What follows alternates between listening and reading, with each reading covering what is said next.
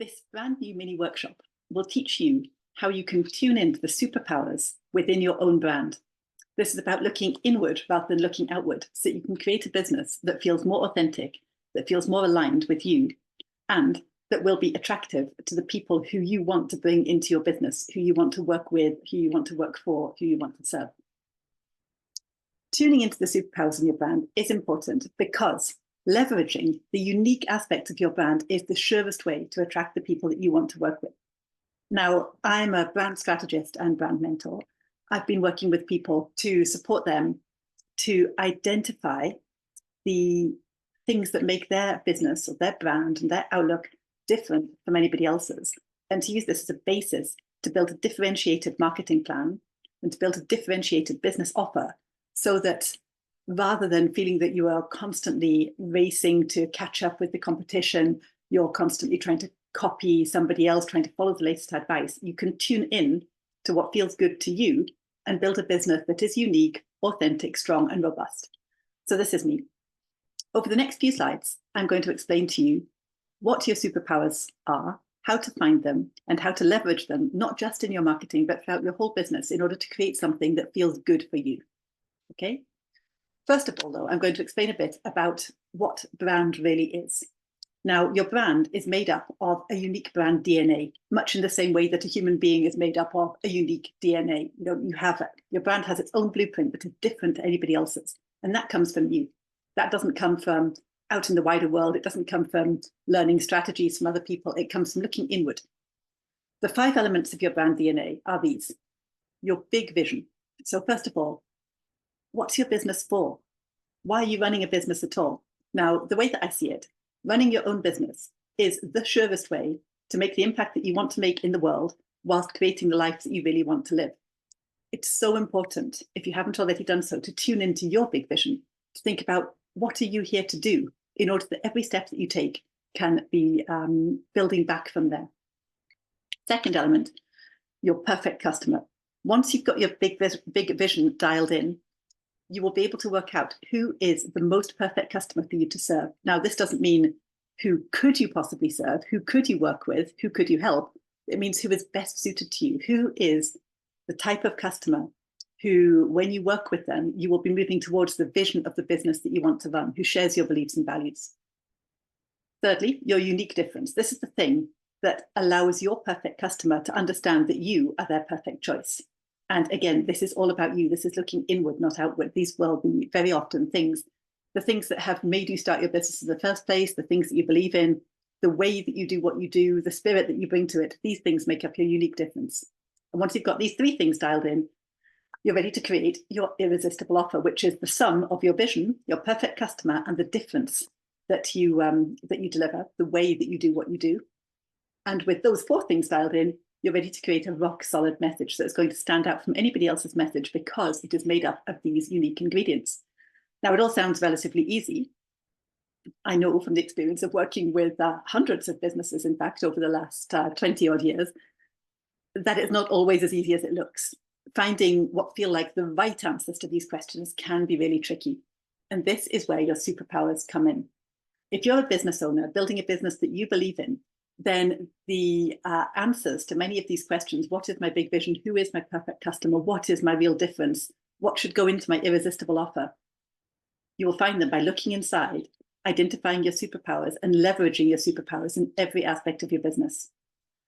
Now, the funny thing about superpowers is that the things that make you special are often things that you take for granted, perhaps things that you don't even particularly like or respect about yourself. There may be things that you see as flaws or weaknesses, but in fact, these are the things that make you you, that make your business, and that make you different from anybody else. So really getting clear on what your superpowers are and how you can then use them to make your business a better fit for you and a better fit for your perfect customers is what this workshop is all about. So the first thing that we're going to do is tune into your superpowers. The QR code that I've given you here will allow you to download a workbook from Google Drive, and you can then save your own copy of this workbook so that you can work through the exercises that I'm going to tell you about so you can identify your superpowers. So first of all, your social style. This is a big part of your superpowers because it defines how you work and how you live and what you're going to do best with most enjoyment and most authenticity. And so think about, are you an introvert? Are you an extrovert? Are you like me, a bit more of an ambivert where you've got elements of both? How do you prefer to interact with people? Do you prefer to talk one-to-one? Do you prefer to talk in big groups? Do you prefer to be the person on the stage who's running the show? Or do you prefer to take a back seat and just watch and listen and take everything in and then reflect? What's your social style? Now, this will help define so many aspects of how you're going to work in your business. It'll help you to work in a way that feels easy and that feels in flow, rather than constantly feeling that you're pushing yourself beyond your own boundaries, that it's all hustle and grind. Secondly, your gifts. Now, these are the things that characterize your interactions, both at work and outside of work. And so, what would your friends say that you bring to every situation? Are you the one who always makes everybody laugh? Are you the one who is always there with a listening ear? Are you great at solving problems? And for me, my gift, I think, is really tuning in with clarity and cutting through the noise to see what is the point, identifying and problem solving, helping people to join up missing pieces. So think about what your gifts are. What can you always see? What do you always do? What do you bring to every situation? Thirdly, your creativity. As adults, I think many of us, many people who I speak to, struggle to see themselves as creative people. And yet as children, we were all creative. And so if you're struggling to think, well, what is my brand of creativity? Then think about, what did you love to do as a child? I mean, for me, drawing was one of my biggest creative expressions, but also writing. I've always been somebody who is creative with words, whereas graphic design is absolutely beyond me. That's not at all my creativity. Once you tune into the way that comes most naturally for you to create and express yourself, then the task of creating content or creating, in fact, a brand that sits out there and represents your business will become easier, because you'll be able to lead with your strengths rather than trying to do a bit of everything and wearing yourself out. Your work style, also super important, particularly in terms of your business operations. And so are you somebody like me who loves to work in big, long focus periods? Or are you somebody who prefers to dip in and dip out and spend short stretches of time focusing on one thing, then another, then another? Your beliefs and values. And so what is your worldview? What's your outlook? What do you most fundamentally believe is true? And I believe that everybody who is running a business will thrive better if they do it on their terms. I believe that it's super important to look inwards and not just be distracted by all the noise out of there. I believe that living a life in your terms is the only way that's worth living your life, because you're only getting one and it's short. Next, your big why. So what is the rallying cry that drives you? What is the thing that you're here to achieve in your business? Why did you start the business in the first place? It may feel uncomfortable to share this. It may be that you're not quite sure, that you have become detached from it. But if you can get really clear on your why, and you can make that part of your story, then it's going to become natural to attract to you other people who align themselves with your big why. And for me, my big why is the idea that the business owner life is the biggest opportunity that we have to build a life on our terms, and the biggest opportunity that we have to make the impact in the world that we're here to make. And I'm here to help other people achieve that. That's what I'm trying to live in my business, and that's what I'm here to help you live in yours. Next, your skills. And so what are you great at doing? What are your learned skills that you can do really well? Perhaps you've got qualifications behind you. And for example, I have a CIM qualification in marketing. I also have a whole range of communications in fitness and well-being. Your interests. What do you do outside of work that makes you who you are? This is super important, and it's something that often business owners feel they have to hide, feel that is not relevant to their work. But in fact, your interests define such a large part of your personality, and your personality defines such a large part of your why, of your brand, of what you can do and how you can serve your customers. And so think about what your interests are and your proud moments. And particularly as women in business, I think sometimes we struggle with celebrating what we've done really well and what we are proud of in our lives. But these are all part of your superpowers. These are the achievements that you have had, whether it's working with your clients, whether it's things that have happened in your family, maybe it's things that you've achieved in your life, things that you've overcome, goals that you have reached. I mean, for example, the first big goal that I set myself for my business was to move myself and my family from where we lived in Scotland to the French Alps, which was my dream. And I'm proud that we achieved that within about 6 months. simply by making a plan and living it through. And now since 2018, I've been living and working full-time in the French Alps in a way that feels fully aligned with who I am and where I want to be. So if you download your copy of the workbook, you'll be able to read through a series of prompts. You can identify what are your superpowers and how you can tune into those, get them all down. And this should be quite a fun thing to do. This should be a chance to really look inward and celebrate what makes you you. We move on to the next stage, where we're going to leverage your superpowers. We're going to leverage them across 3 aspects of your business: your strategy, your processes, and your content creation. Now, based on the list of superpowers that I've just talked to you about, it's perhaps easiest to see how those are going to come into your content. Simply, you're going to be able to talk about some of those to whatever extent feels comfortable to you.